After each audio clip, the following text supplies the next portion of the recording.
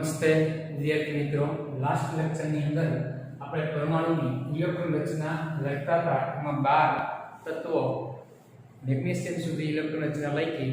આગળ આપણે 30 તત્વો લગી ઇલેક્ટ્રોન રચના લખવાની છે. તો આગળ જોઈએ. મેગ્નેશિયમ પછી આપણે આવશે એલ્યુમિનિયમ.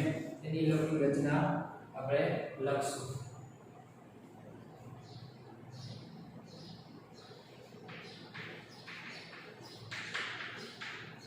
परमाणु क्रमांक के तत्व आवश्य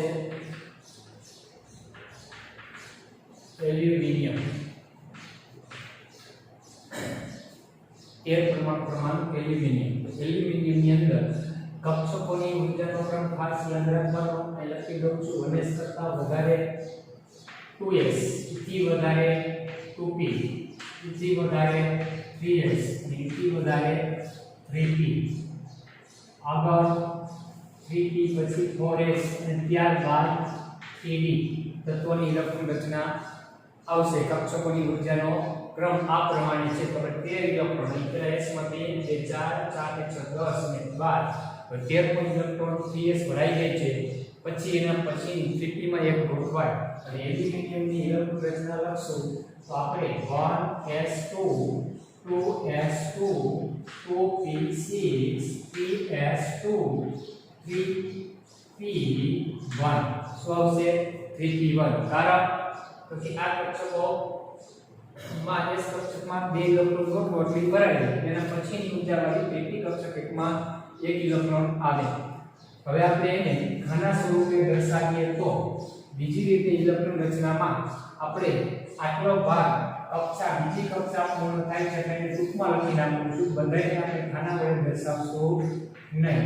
તો નિયોન કમ્પ્લેટ શું થઈ ગયું? નિયોન 10 ઇલેક્ટ્રોન અને નિયોન ની કક્ષા પૂર્ણ થાય છે બીજી કક્ષા એટલે નિયોન કમ્પ્લેટ. તો પછી શું વધે છે? 3s2 3p1 એટલે જેને આપણે 3s2 3p1 આ રીતે અને આને ખાના સ્વરૂપે લખવી હોય તો શું લખવાનું? નિયોન કમ્પ્લેટ લખી નાખી. અને 3s માં 2 ઇલેક્ટ્રોન 2 ની સ્પિન વિરુદ્ધ રાખવાની છે. અને પછી 3p માં કેટલા ઇલેક્ટ્રોન આવશે? 1. આ 3s અને આ 3p. આ રીતે એની ઇલેક્ટ્રોન રચના 3 રીતે આપણે લખી શકીએ છીએ કે ખાસ ધ્યાનમાં રાખવું. ત્યારબાદ 14મું તત્વ આવશે સિલિકોન.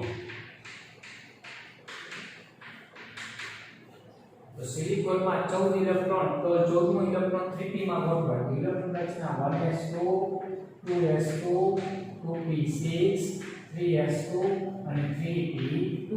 તેની બીજી રીતે કેમ લખશું? તો નિયોન કમ્પ્લીટ 3s2 3p1 અથવા નિયોન કમ્પ્લીટ 3s માં 2 ઇલેક્ટ્રોન 3p માં 2 પણ 3p માં 2 કઈ રીતે ગોઠવવાના? ઊંડનો મહત્તમ ભ્રમણનો નિયમ એટલે કે બંને પેટા કક્ષકમાં એક એક ઇલેક્ટ્રોન આવશે. આ ધ્યાનમાં રાખવાનું છે 3p કક્ષકની અંદર. પછી 15મું ફોસ્ફરસ. તો ફોસ્ફરસની ઇલેક્ટ્રોન રચના કઈ રીતે લખશું? તો કે ત્રીજો 15મો ઇલેક્ટ્રોન 3p માં ત્રીજો એક ઉમેરાય એટલે 1s2 2s2 2p6 3s2 3p3 શું આવશે? 3p3. અથવા નિયોન કમ્પ્લેટ 3s2 અને 3p3 અહીં સોરી 2 આવે એ ધ્યાન રાખવાનું. અથવા નિયોન કમ્પ્લેટ 3s માં 2 અને 3p માં 3 અયુગ્મિક ઇલેક્ટ્રોન ઊંડના મહત્તમ ભ્રમણના નિયમ પ્રમાણે ગોઠવવાના. આ ધ્યાન રાખવાનું રહેશે. ત્યારબાદ 16મું તત્વ સલ્ફર. તો સલ્ફરની ઇલેક્ટ્રોન રચનામાં 16મો ઇલેક્ટ્રોન 3p માં જ ગોઠવાઈ શકે કારણ કે 6 ઇલેક્ટ્રોન લગી 3p માં ગોઠવાય છે. એટલે ત્યાં આગળ 1s2 2s2 2p6 3s2 અને 3p4. તો એને ટૂંકમાં કેમ લખાય? Neon complete 3s2 3p4. આગળ નિયોન કમ્પ્લીટ 3s માં 2 3p માં 1 2 3 અને 4 ચોથો ઇલેક્ટ્રોન છે યુગ્મીકરણ પાસે આ ધ્યાન રાખવાનું પછી સલ્ફર પછી 17 માં ક્લોરીન Cl ક્લોરીન તો ક્લોરીન માં પાંચમો ઇલેક્ટ્રોન 17મો ઇલેક્ટ્રોન 3p માં ગોઠવાશે 3p માં 4 ની જગ્યાએ 5 1s2 2s2 2p6 3s2 3p5 તો આની ઇલેક્ટ્રોન રચના neon complete 3s2 3p5 neon complete 3s2 3p5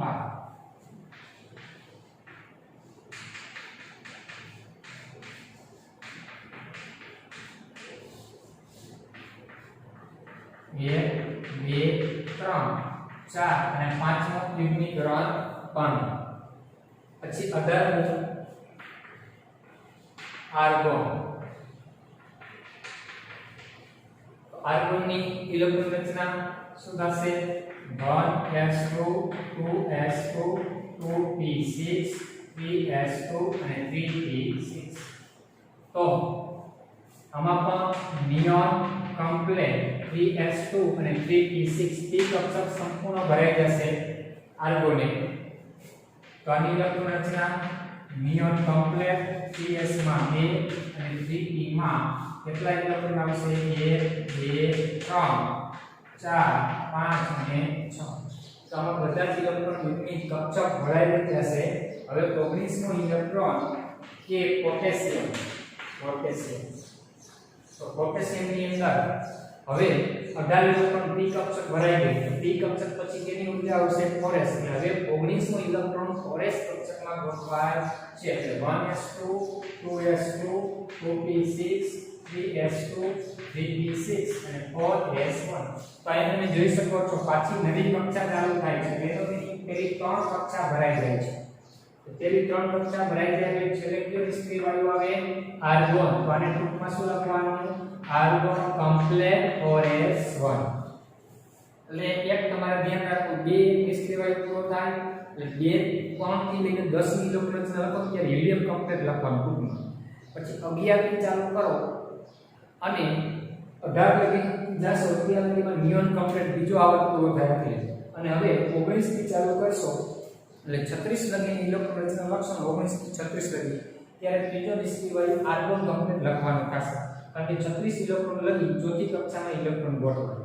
કારણ કે આપણે ચોથી કક્ષા છે તેની અંદર આપણે આગળ જોયું છે કે કેટલા ઇલેક્ટ્રોન પણ ગોઠવાય ચોથી કક્ષાની અંદર તો કે d માં 10 અને s અને p માં 18 ઇલેક્ટ્રોન કુલ ગોઠવાશે કેટલા ગોઠવાશે 18 કારણ કે અહીંયા s આવે એક p અને 3 s માં એક પેટા કક્ષક આમાં 3 અને આમાં કેટલી પેટા કક્ષક 5 5 અને 3 7 8 અને 9 અને 9 કક્ષકો છે 9 18 ઇલેક્ટ્રોન ગોઠવે એટલે હવે ના 18 ઇલેક્ટ્રોન છે 19 માં 18 ઉમેરશું તો આપણે 18 માં 18 એટલે 36 લગીની ઇલેક્ટ્રોન રચના થાય એમાં આર્ગોન કમ્પ્લેટ નિષ્ક્રિય વાયુ લખવાનો છે તો આને બીજી રીતે ઘણા સ્વરૂપે દર્શાવી તો આર્ગોન કમ્પ્લેટ અને કઈ કક્ષક આવશે ધ્યાન રાખજો 4s કક્ષક હવે ચાલુ થશે 3s નહીં કઈ આવશે 4s એમાં કેટ ઇલેક્ટ્રોન જોવા મળે છે એ ધ્યાન રાખો પછી 20 નંબરનું તત્વ કેલ્શિયમ તો કેલ્શિયમની અંદર 1s2 2s2 2p6 3s2 3p6 અને 4s2 કારણ કે s માં બીજું ગોઠવાઈ શકે છે બે ગોઠવાય એટલા માટે આર્ગોન કમ્પ્લેટ અને 4s2 લખાય તો આને શું લખશું આર્ગોન કમ્પ્લેટ અને 4s માં બે ઇલેક્ટ્રોન છે તો એટલે 20 લગીની ઇલેક્ટ્રોન રચના હવે તમને એમ પૂછે સલ્ફરની બાહ્યતમ કક્ષાની ઇલેક્ટ્રોન રચના શું બાહ્યતમ કક્ષા એટલે નિષ્ક્રિય વાયુ કમ્પ્લેટ પછી હોય બાહ્યતમ કક્ષા કહેવાય તો અહીંયા સલ્ફરની બાહ્યતમ કક્ષાની ઇલેક્ટ્રોન રચના પૂછે તો 3s2 3p4 લખ્યું પણ એ બાહ્યતમ કક્ષામાં કેટલા ઇલેક્ટ્રોન છે તો 4 ને કેટલા થાય 6 અથવા એવું પૂછે કે સલ્ફરમાં p કક્ષકમાં કેટલા ઇલેક્ટ્રોન તો તમારે 2p માં જોવા પડે 3p માં જોવા પડે 6 ને 4 કેટલા થાય 10 પણ એમ કે કોઈ તત્વ છે એની બાહ્યતમ કક્ષામાં કેટલા ઇલેક્ટ્રોન તો અહીંયા જોવાનું તો આમાં બાહ્યતમ કક્ષામાં p માં પૂછે તો 4 જ થાય પણ કુલ પૂછે તો 4 ને 6 કેટલા થાય 10 એ રીતે કયા ઇલેક્ટ્રોન પૂછ્યા છે એ ખાસ ધ્યાનમાં રાખવાનું રહેશે તો આ રીતે એમસીક્યુમાં પણ પૂછાય યુનિક ઇલેક્ટ્રોન પૂછે બરાબર યુનિક ઇલેક્ટ્રોનની સંખ્યા પૂછે તો જોડમાં હોય એ બધા યુનિક અને નિષ્ક્રિય વાયુ કમ્પ્લીટ આવે તો બધા યુનિક જ હોય કારણ કે બધી જ કક્ષકો તમે જોઈ શકો છો નિષ્ક્રિય વાયુ કમ્પ્લીટ હોય એમાં બધી કક્ષકો સંપૂર્ણ ભરાઈ ગઈ છે સંપૂર્ણ ભરાઈ ગઈ એટલે બધા ઇલેક્ટ્રોન યુનિક જ હોય એક પણ યુનિક હશે નહીં હવે આપણે 21 થી 30 તત્વોની ઇલેક્ટ્રોન રચના લખો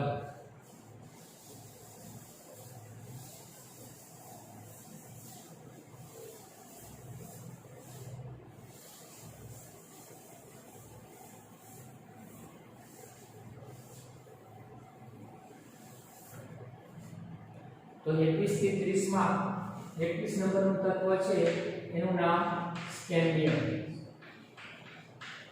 ને સંખ્યા શું આવશે Sc પછી 22 number titanium 23 number vanadium V 24 number chromium Cr 25 number manganese એટલે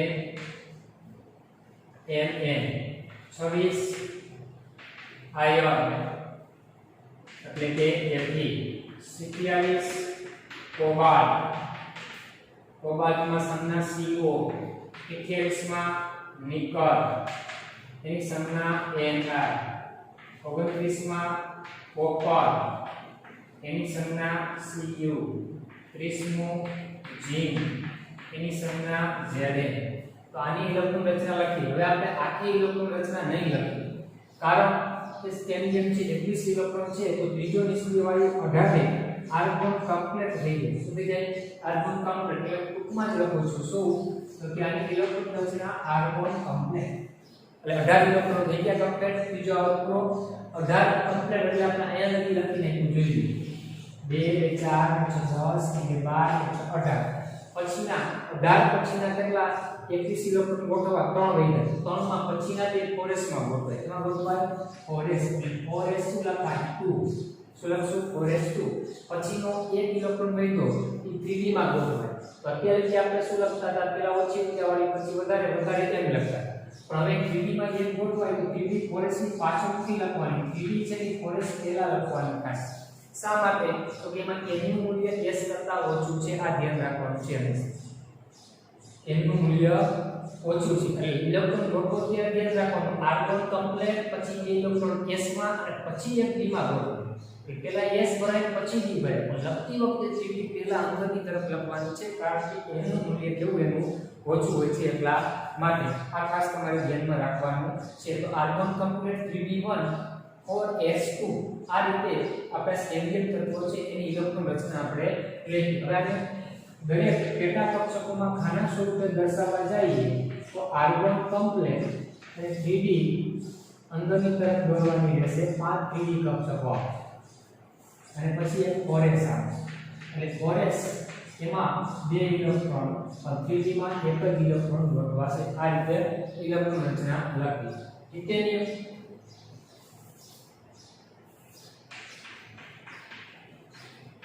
ટિટેનિયમ તત્વની ઇલેક્ટ્રોન રચના લખીએ તો એમાં કેટલા ઇલેક્ટ્રોન છે 22 તો 22 માં આર્ગોન કમ્પ્લેક્સ પછી 4s માં 2 અને 3d માં બાકી બેઠા 2 એટલે 3d2 4s2 આ રીતે લખવાનું આના સ્વરૂપે દર્શાવશું તો આર્ગોન કમ્પ્લેક્સ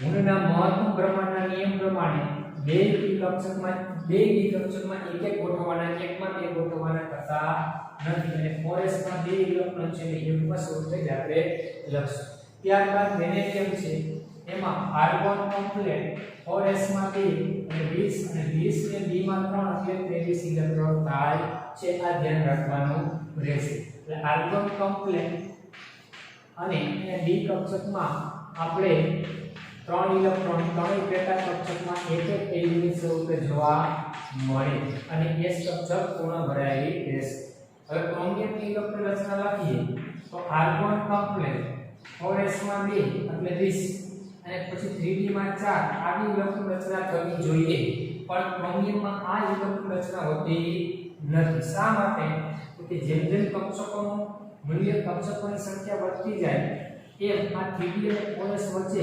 ઊર્જાનો તફાવત કેવો હોય છે? ઓછો હોય છે. એટલે ઓછો હોવાને કારણે આ 4s નો એક ઇલેક્ટ્રોન 3D માં આવશે. કેમ આવશે? 3D માં.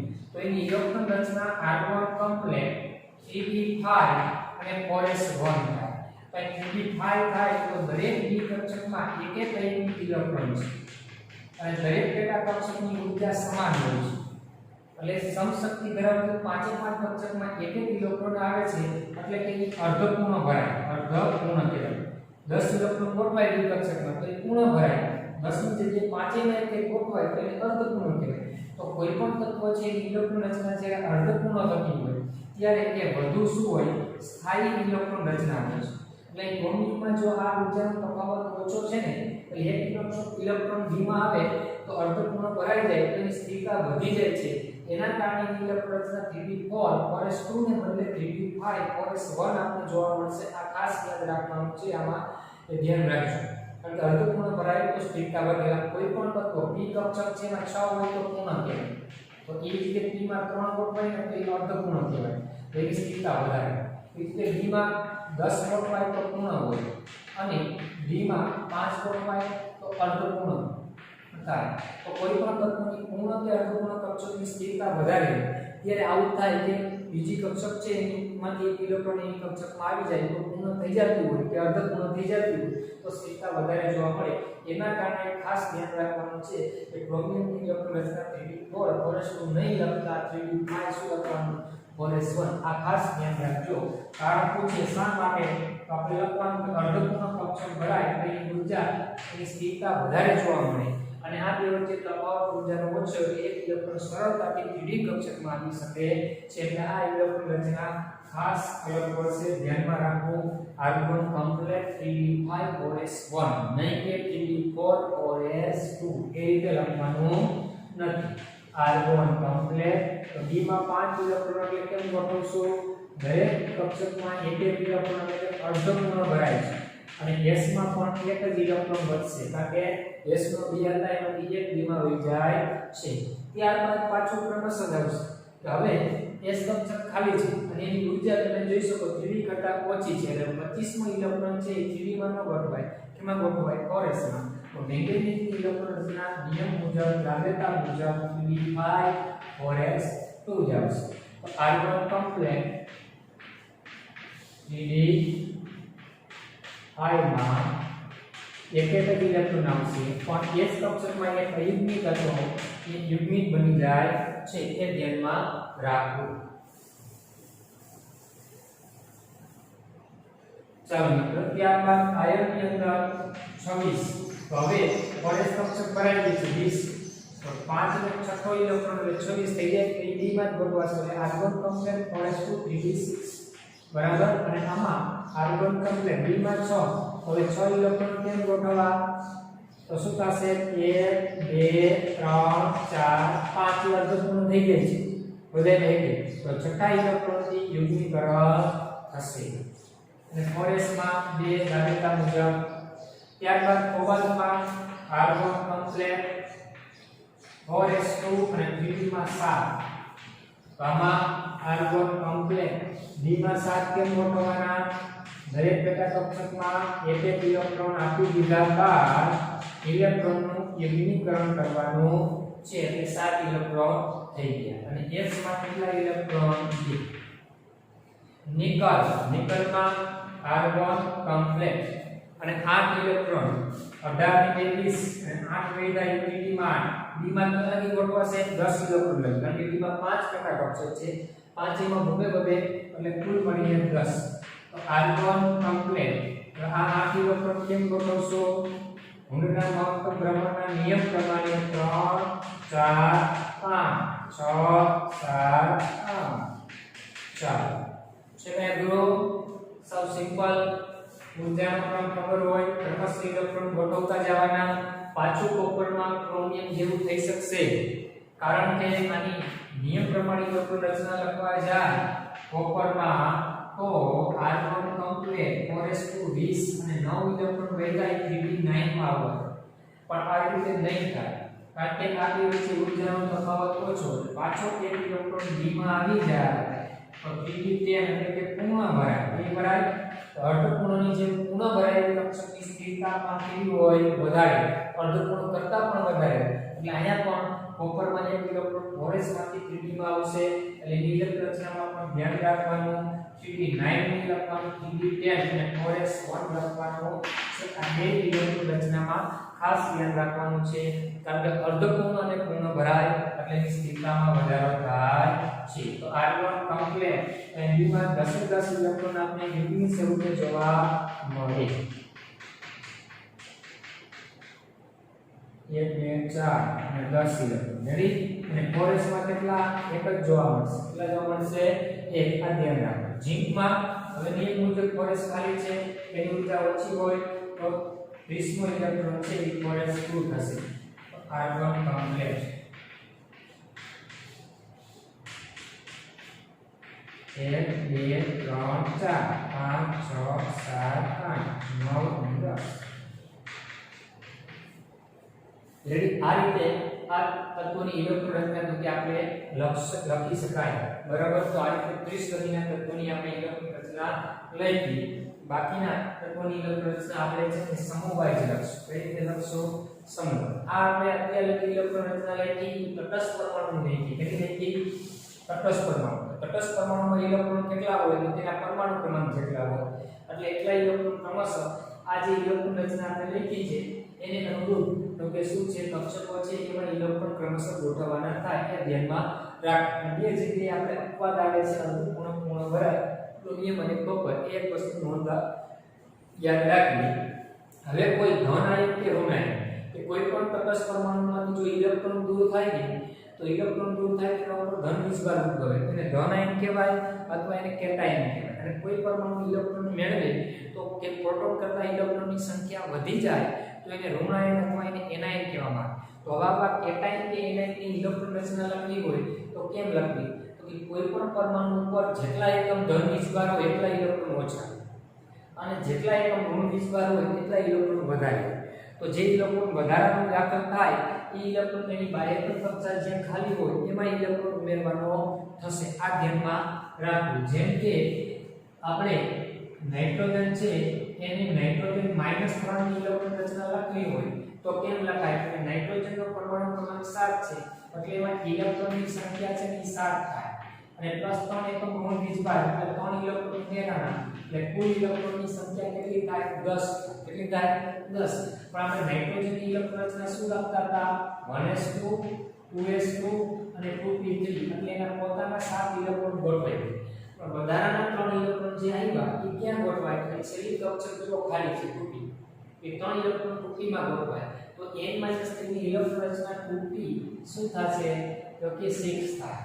તો આ તમે જોશો ને તો ઇલેક્ટ્રોન રચના કેવા જેવી છે કેટલા ઇલેક્ટ્રોન છે 6 2 8 અને 10 એટલે કે નિયમ જેવી છે તો કોઈ પણ તત્વો કે એના ધન કે ઋણ આયન જો એમાં ઇલેક્ટ્રોનની સંખ્યા સરખી હોય તો એને સમ ઇલેક્ટ્રોન કહેવાય એટલે n - 3 છે ને એ નિયોન સાથે સમ ઇલેક્ટ્રોન કહેવાય કારણ કે નિયોન જેવી જેની ઇલેક્ટ્રોન રચના નિયોન જેટલા જેમાં ઇલેક્ટ્રોન છે જે બે આયનોમાં ઇલેક્ટ્રોનની સંખ્યા સરખી હોય તો એને સમ ઇલેક્ટ્રોન કહેવાય એ રીતે O - 2 ની લખવી હોય તો O - 2 માં ઓક્સિજનમાં ઇલેક્ટ્રોન 8 હોય પણ બે ઋણ વીજભારના એમાં પણ 10 તો એની ઇલેક્ટ્રોન રચના પણ ઉપર મુજબ થશે કારણ કે એમાં 10 ઇલેક્ટ્રોન ક્રમશઃ ગોઠવો તો પહેલા બે 1s માં પછી બે 2s માં પછી ના 6 2p તો આવી જ રીતે Cl માઈનસ ની ઇલેક્ટ્રોન રચના લખવાની થાય F માઈનસ સોરી તો F માઈનસ માં 9 ઇલેક્ટ્રોન એક વીજભાર 10 એની ઇલેક્ટ્રોન રચના પણ ઉપર મુજબ થાય તો કોઈ પણ આયનોમાં ઇલેક્ટ્રોનની સંખ્યા સરખી હોય તો એને સમ ઇલેક્ટ્રોન કહેવાય એ સમ ઇલેક્ટ્રોનની ઇલેક્ટ્રોન રચનામાં સેમ જ આવે આ ધ્યાનમાં રાખવાનું રહેશે ટૂંકમાં જેટલા ઋણ વીજભાર હોય એટલા ઇલેક્ટ્રોન એડ કરવાનું અને પછી ઇલેક્ટ્રોન રચના લખવી આ ધ્યાન રાખવું આવી જ રીતે હું S - 2 ની ઇલેક્ટ્રોન રચના લખું તો સલ્ફરમાં 16 હોય અને 16 ને બે કેટલા આવે 18 તો આ ઇલેક્ટ્રોન રચના આપણે આમ લખતા હતા નિયોન કમ્પ્લીટ એટલે 10 ઇલેક્ટ્રોન થઈ ગયા ને કેટલા 10 બીજી કક્ષા પૂર્ણ પછી શું કરતા હતા 3s માં 2 અને પછી 3p માં 6 અને 10 16 બે 18 તો આ કેના જેવી આ કોણ જેવી થઈ આવું જ મારે p - 3 ઇલેક્ટ્રોન રચના લખવી હોય એના 15 ઇલેક્ટ્રોન અને 3 બીજી વાર એટલે 18 એ પણ મુજબ થાય આ રીતે ઋણ વીસવાર હોય તો જેટલા ઋણ વીસવાર હોય એટલા ઇલેક્ટ્રોન એડ કરવાના અને એને અનુરૂપ ઇલેક્ટ્રોન રચના લખવાની થાય તો આ રીતે ઋણાયન એટલે કે એનાયન ઇલેક્ટ્રોન રચના પણ લખી શકાય છે. ત્યારબાદ ધનાયનની ઇલેક્ટ્રોન રચના લખવી. ધનાયનની ઇલેક્ટ્રોન રચના લખવી હોય તો જેટલા ઇલેક્ટ્રોન દૂર થાય એટલા એના ઉપર ધન વીસવાર. તો કોઈ પણ કેટાયન કહેવાય એટલે કેટાયન ઉપર જેટલા એકમ ધન વીસવાર હોય એટલા ઇલેક્ટ્રોનને માંથી દૂર કરવાના. એટલે દૂર ક્યાંથી થાય તો તેની બાહ્યક કક્ષામાંથી થશે. તો ચાલો ઇલેક્ટ્રોન રચના જોઈએ તો સોડિયમ પ્લસ ની લખવી હોય તો સોડિયમમાં મૂળમાં ઇલેક્ટ્રોન કેટલા હોય તો કે 11. પણ એક એકમ ધન વીસવાર એટલે ઓછો થાય તો કેટલા ઇલેક્ટ્રોન વધે 10.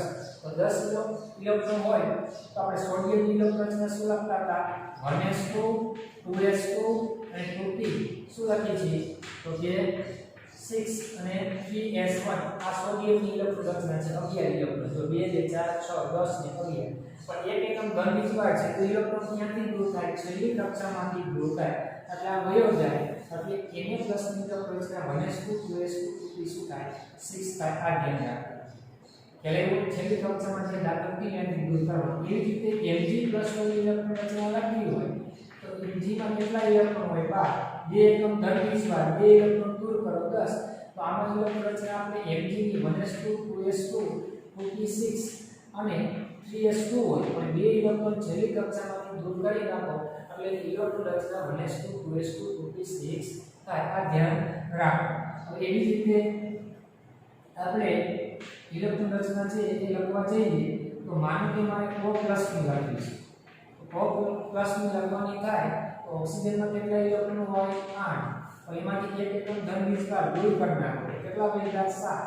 તો આપણે 1s2 2s2 2p 4 8 ઇલેક્ટ્રોન થઈ ગયા. પણ હવે એક દૂર કરવાનું 2p માંથી એક દૂર થાય તો શું વધે 2p3 ઇલેક્ટ્રોન રહેશે. શું છે 2p3. તો આ રીતે ધનાયનની ઇલેક્ટ્રોન રચના પણ આવડતી હોવી જોઈએ. પણ 21 થી 23 ની તેના તત્વો છે એના ધનાયનની ઇલેક્ટ્રોન રચના લખવાની થાય જેમ કે Na+2 એમાં 25 ઇલેક્ટ્રોન હોય -2 એટલે 23 ઇલેક્ટ્રોન થાય. તો આ 23 ઇલેક્ટ્રોન કઈ રીતે ગોઠવવા તો કે આપણે R1 કમ્પ્લીટ કરી નાખીએ 18 પછી 4s માં 18 ને 20 અને પછી 3d3 આ રીતે લખવાની ના. હંમેશા ધ્યાન રાખવાનું ઇલેક્ટ્રોન દૂર થાય કે ક્યાંથી દૂર થાય તો કે જે કક્ષકમાં n નું મૂલ્ય વધારે હોય તો એને જો d વિભાગના તત્વો છે આ સ્કેન્ડિયમ થી 30 ઝીંક લખીએ. છેલ્લે ઇલેક્ટ્રોન દાખલ છે 3d માં થાય છે બધાય કે દાખલ થાય છે 3d કારણ કે પહેલા 4s ભરાય છે અને પછી 3d ભરાય. તો દૂર કરતી વખતે 3d માંથી ઇલેક્ટ્રોન દૂર નથી કરવાનું કારણ કે 3d કક્ષક છે એ 4s કરતા કેન્દ્રથી નજીક હોય ત્રીજી કક્ષામાં હોય અને આ ચોથી કક્ષા. તો કેન્દ્રથી દૂર કઈ કક્ષક આવે 4s એટલે એના ઇલેક્ટ્રોન કેન્દ્રથી ઓછા આકર્ષાય એટલે ઈ ઇલેક્ટ્રોન સરળતાથી દૂર થાય. તો આપણે આ 4s ના ઇલેક્ટ્રોન પ્રથમ દૂર કરવાના પછી 3d ના દૂર કરવાના. એટલે આપણે મેગ્નેટિકની મૂળ ઇલેક્ટ્રોન રચના પહેલા લખવાની R1 કમ્પ્લીટ 3d5 અને 4s2. હવે આપણે કેટલા ઇલેક્ટ્રોન દૂર કરવાના કીધા 2.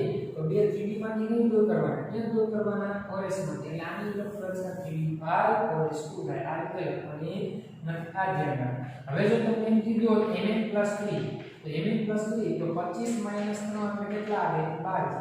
તો હવે કઈ રીતે કે 2s માંથી ગયા ગયા હવે એક d માંથી કાઢવાનું તો પણ દૂર થાય. તો હવે પછી જરૂર પડે તો d માંથી દૂર કરવા. તો આની ઇલેક્ટ્રોન રચના R1 કમ્પ્લીટ 3d શું થશે 4 થાય.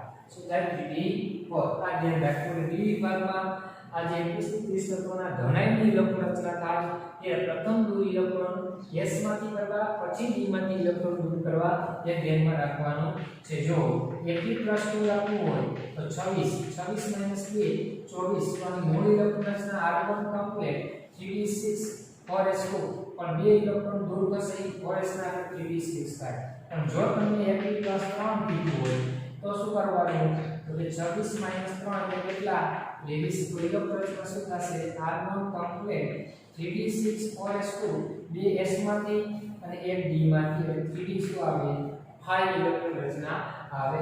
આવું જ કોપર છે +1 લખવાનું કીએ તો કોપરનો પરમાણુ ક્રમાંક 29 ઇલેક્ટ્રોન થશે -1 એટલે કેટલા 28. તો આની ઇલેક્ટ્રોન રચના આપણે R1 કમ્પ્લીટ 3d10 4s1 લખતા તો એક ઇલેક્ટ્રોન 4s માંથી દૂર થાય એટલે આની ઇલેક્ટ્રોન રચના 3d10.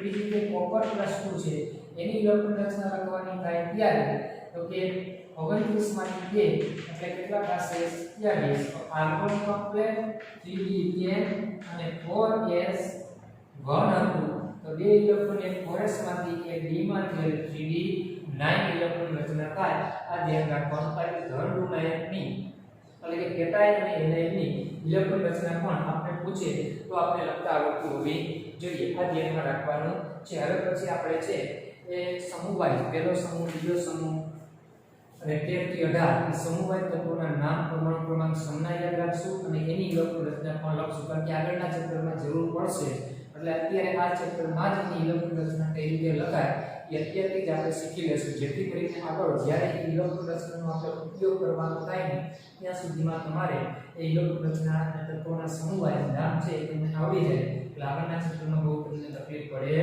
નહીં એટલે એની ઇલેક્ટ્રોન રચના આપણે અત્યારે જ આ ચેપ્ટરમાં જ આપણે જોઈ લેશું બરાબર